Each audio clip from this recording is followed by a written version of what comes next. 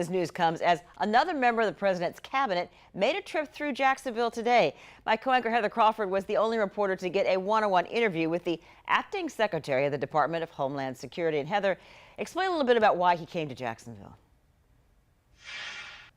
Well, Jeannie, Chad Wolf, the acting secretary of Homeland Security, was in Jacksonville today. First, he visited JaxPort, then he visited a Jacksonville fire station where he announced a federal grant to give more support to fire departments who are on the front lines of this coronavirus pandemic. Now, he was joined today by Mayor Lenny Curry, by Congressman John Rutherford, and others as he talked about the SAFER grant. That stands for Staffing for Adequate Fire and Emergency Response, to make sure that firefighters have the resources they need. Now, this grant will help fire departments with both retention and recruitment. And in years past, JFRD has received millions of dollars from the SAFER grant, allowing them to hire more firefighters. And today, they applied for this grant once again.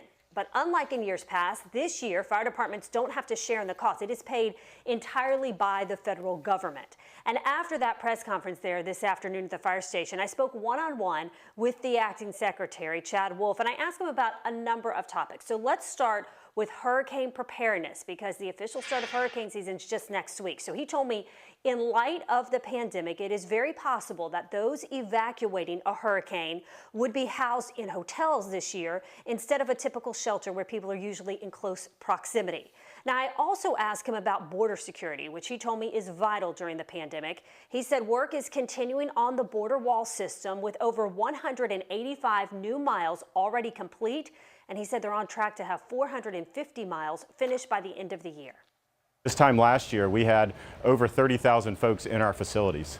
In an environment with COVID, you putting those individuals into facilities at close-knit is a recipe for disaster. So we're returning these individuals back to Mexico, back to the Northern Triangle, 80% of them within 120 minutes, 2 hours.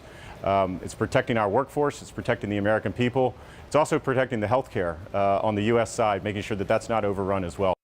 And tomorrow, he will join President Trump at the Kennedy Space Center to hopefully watch the launch of SpaceX. He said the Department of Homeland Security there will have a large presence. More than 200 Coast Guard personnel will be there trying to make sure the security is tight for this launch. Jeannie?